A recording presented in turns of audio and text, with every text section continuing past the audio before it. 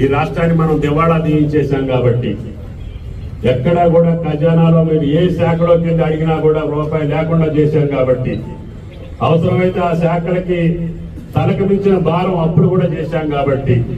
అప్పు కూడా వీళ్ళకి పుట్టదు కాబట్టి వీళ్ళకి ప్రభుత్వాన్ని నడపలేరు కాబట్టి మూడో రోజునే మనం మళ్ళీ అధికారంలో రావచ్చు అనే దుర్బుద్ధితోటి రాష్ట్ర ఖజానాతో పాటు వ్యవస్థను కూడా విచ్ఛిన్నం చేసి చిన్నాభిన్నం చేసి కరెంటు కానీ నీటిపారుదల రంగాన్ని కానీ అన్ని వ్యవస్థల్ని ఛిద్రం చేసినటువంటి గత ప్రభుత్వం అనుకుంది వీళ్ళు కరెంట్ ఇవ్వలేరు, ఎందుకంటే కరెంటు మీద ఇప్పటికే మనం 1,00,000 కోట్లు అప్పు తెచ్చాం కాబట్టి కరెంటు మీద అప్పు పుట్టదు కాబట్టి వీళ్ళు కరెంటు కొనలేరు కాబట్టి కరెంట్ ఉండదు. నేనున్నంత కాలం 1,00,000 కోట్లు అప్పు చేసి కొన్నాను, వీళ్ళకి అప్పు పుట్టేది ఇది కూడా లేదు కాబట్టి